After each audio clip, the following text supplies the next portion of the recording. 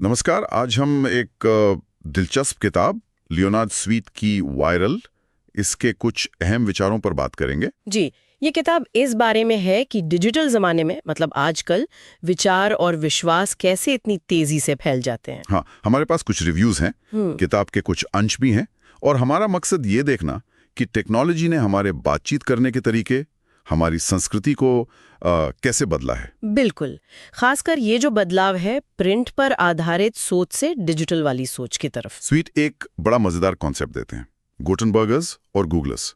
गुटेनबर्गर्स मतलब वो लोग जो प्रिंट के जमाने के हैं, लॉजिकल क्रम से सोचने वाले, और गूगलर्स वे डिजिटल नेटिव विजुअल एकदम से जानकारी चाहने वाले, हमेशा कनेक्टेड। सुनने में तो ये बड़ा अच्छा लगता है, पर इसका असल मतलब क्या है, मतलब गहराई में? देखिए, इसका जो गहरा मतलब स्वीट बताते हैं वो ये है कि अगर आज हमें कोई ज़रूरी बात या कोई विश्वास दूसरों तक पहुंचाना है तो हमें वो पुराने गुटेनबर्गर तरीके छोड़कर गूगलर की तरह सोचना होगा। अच्छा, मतलब संदेश भले ही वही हो। हाँ, संदेश शायद वही रहे, पर उसे कहने का, उसे पहुंचाने का तरीका पूरी तरह बदल गया है।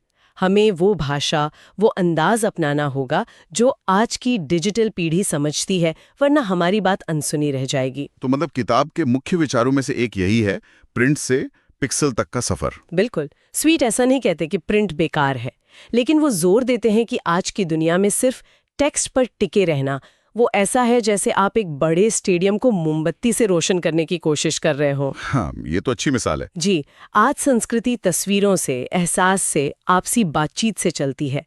सिर्फ जानकारी देना काफी नहीं है, लोगों को महसूस कराना जरूरी है। तो क्या इसका मतलब ये हुआ कि जो गहरे विचार हैं, जो गंभीर बातें हैं, उनके लिए भी विजुअल और भावनाएं ज्यादा जरूरी हो गई हैं, जैसे सोशल मीडिया वगैरह पर? हाँ, और यहीं स्वीट एक और थोड़ी चौंकाने वाली बात कहते हैं। वो कहते हैं सोशल मीडिया को पवित्र स्थान समझो। पवित्र स्थान? फेसबुक, ट्विटर को? हाँ, वो इन्हें सिर्फ टाइम खराब करने की जगह नहीं मानते, वो हमें चैलेंज करते हैं कि इन्हें नए मिशन क्षेत्र की तरह देखें। आजकल असली बातचीत तो यहीं हो रही है ना? कम्युनिटीज यहीं बन रही हैं। अच्छा। तो अगर हमें ईमानदारी से अपनी बात रखनी है तो ये बहुत जरूरी प्लेटफॉर्म्स हैं। और स्वीट कहानियों पर भी बहुत जोर देते हैं शायद, कि नियम कानून से ज्यादा कहानियां चलती हैं। एकदम सही कहा, सिद्धांतों पर कथा हावी, ये उनका एक और मुख्य विचार है।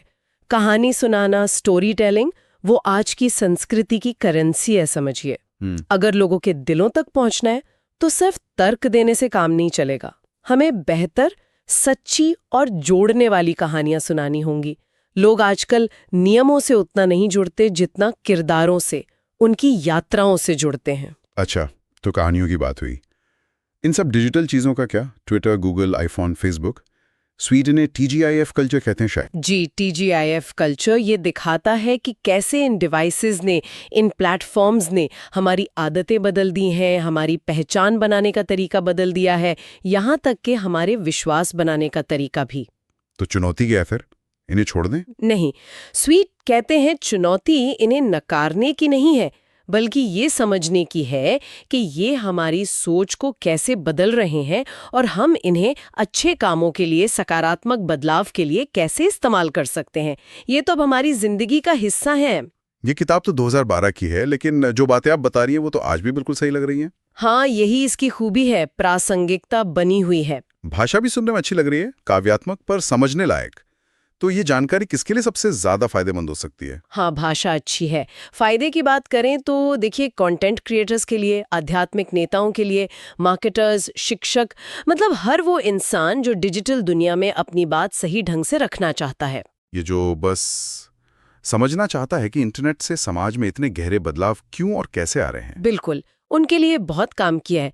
जहाँ तक कमजोरियों की बात है, कुछ पढ़ने वालों को ये थोड़ी उपदेश देने वाली लग सकती है, शायद ईसाई पृष्ठभूमि के कारण, और ये आंकड़ों से ज्यादा कॉन्सेप्ट्स पर फोकस करती है। तो कुल मिलाकर देखें तो वायरल एक तरह की चेतावनी भी है और एक मौका भी। हाँ, ये बताती है कि पुराने तरीके अब शायद काम ना करें, पर ये रास्ता भी दिखाती है कि इस डिजिटल दौर में हम कैसे प्रभावी हो सकते हैं। स्वीट हमें याद दिलाते हैं कि हम सिर्फ टेक्नोलॉजी इस्तेमाल करने वाले नहीं हैं, हम एक नई डिजिटल दुनिया की कहानी कहने वाले भी हैं, कहानीकार हैं। बिल्कुल, और जैसा कि शोध भी कहते हैं, इस नई दुनिया में कहानियां तो बिजली की रफ्तार से फैलती हैं।